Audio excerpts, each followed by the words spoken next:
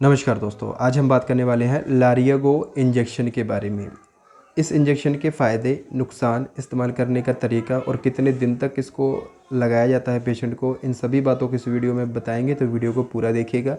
लेकिन उससे पहले दवाइयों की जानकारी पाने के लिए अपना डॉक्टर राज को कर दीजिए सब्सक्राइब, साथ में जो घंटी वाला निशान है उसे भी ऑल पे टच कर दीजिए ताकि आपको ऐसे ही वीडियोज़ के नोटिफिकेशन मिलते रहें।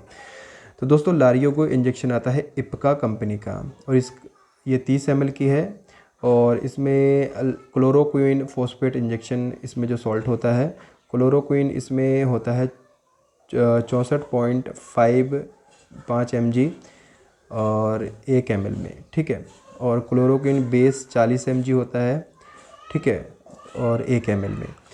और इसका MRP है 40 रुपये की, ये मिलती है आपको वाइल, ठीक है। 30 ml की वाइल होती है, एम्प्यूल भी आते हैं। तो आज हम वाइल की बात करेंगे, इसी की जानकारी देंगे आपको। तो चलिए अब बात कर लेते हैं इसके यूजेस की, किस काम में इस्तेमाल किया जाता है। दोस्तों, इसका उपयोग मलेरिया के बुखार को ठीक करने के लिए किया जाता है। मलेरिया की बुखार की वजह से हड्डियों में दर्द होना, बहुत बुखार आना, बार बार बुखार आना और भूख ना लगना, पूरे शरीर में दर्द रहना, ठंड लगना, ठंड लगा के बुखार आना, जोड़ों में दर्द होना और आँखों की पलकें भारी रहना, सिर में दर्द रहना, ये सब लक्षण होते हैं मलेरिया के। अगर आपको ऐसा कोई भी लक्षण लगता है तो पहले जांच करवाइए, ठीक है, ब्लड टेस्ट करवाइए और फिर डॉक्टर से कंसल्ट कीजिए कि हमें मतलब वो आपको ये मेडिसिन या फिर लारिगो इंजेक्शन लगा सकते हैं, ठीक है। ज़रूरी नहीं कि लारिगो ही लगाएंगे, हो सकता है आपको दूसरे आते हैं ना अल्फ़ा बीटा वगैरह, वो भी लगा सकते हैं। तो वो जांच करके ही इसको लगाते हैं, ठीक है। तो आप इसे अपनी मर्ज़ी से कभी भी घर पे इस्तेमाल मत कीजिएगा। साथ ही ये मलेरिया के बुखार को तो ठीक करता ही करता है, साथ में अंदरूनी बुखार हो, जैसे कि हड्डी पे बुखार हो, ठीक है, हाथ पाँव के तलवे गर्म रहते हो, हल्का हल्का बुखार रहता है और मतलब पूरी तरह से खुल के चढ़ता नहीं है, फिर भी हाथ पाँव में दर्द रहता है। जैसे ही आप खाना खाते हो तो शरीर हल्का हल्का गर्म हो जाता है, सुस्ती आ जाती है, नींद आने लगती है। तो उस कंडीशन में भी इस इंजेक्शन को लगा देते हैं डॉक्टर, ठीक है। तो उसमें भी काफ़ी फ़ायदा मिल जाता है पेशेंट को। और इसकी जो डोज़ होती है, जो ये वायल है, इसे IM ही यूज़ किया जाता है, यानी कि इसे कूल्हे पे ही लगाया जाता है। और इसको पेशेंट की बॉडी वेट को देख के, यानी कि उसके वज़न को देख के और एज को देख के ही इस इंजेक्शन को इस्तेमाल किया जाता है। और इसका उपयोग न्यूबॉर्न बेबीज़ के ऊपर बिल्कुल भी नहीं किया जाता है। जो मतलब तुरंत जन्मे हुए बच्चे होते हैं, बिल्कुल छोटे बच्चों में इसका उपयोग नहीं किया जाता है। और प्री मेचर इन्फेंट्स में भी नहीं किया जाता है, यानी कि जो समय से पहले जन्मे बच्चे हैं उनके ऊपर भी इसका इस्तेमाल नहीं किया जाता है, ठीक है। ये बड़ों में ज़्यादातर इस्तेमाल किया जाता है, अडल्ट डोज़ इसकी जो है लगाई जाती है। हम इस वीडियो में आपको पूरी डोज़ तो नहीं बता सकते हैं, क्योंकि इसको जो पेशेंट को देख के और उसके बॉडी वेट के हिसाब से इसको लगाते हैं।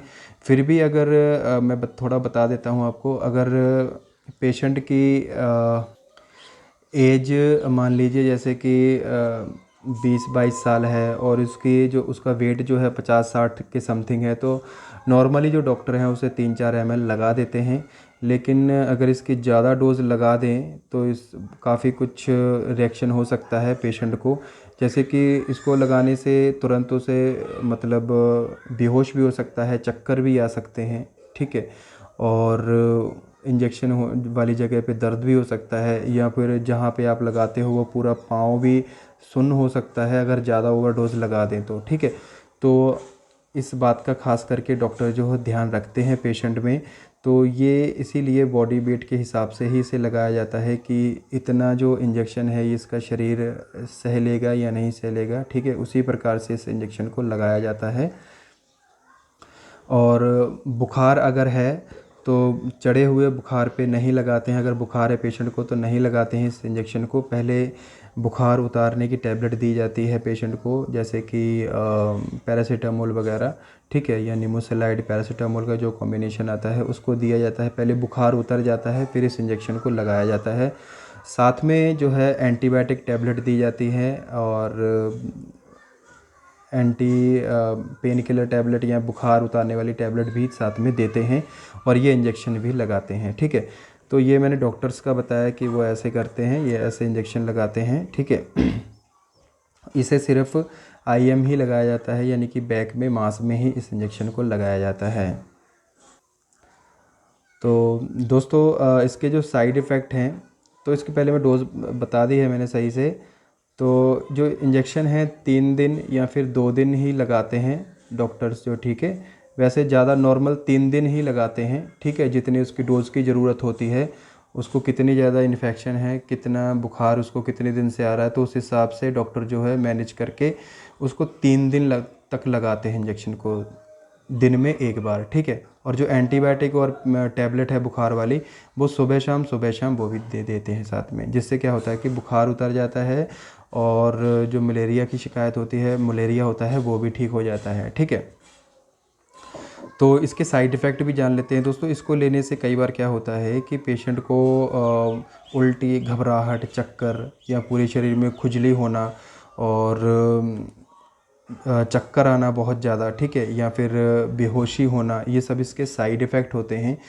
तो इसे डॉक्टर ही इस्तेमाल करते हैं, आप अपनी मर्ज़ी से कभी भी इसको इस्तेमाल नहीं करना, ठीक है। तो आज के लिए दोस्तों बस इतना ही। उम्मीद करता हूँ आपको ये वीडियो अच्छा लगा हो तो वीडियो को लाइक ज़रूर कर देना और चैनल को सब्सक्राइब करना ना भूलिएगा। धन्यवाद।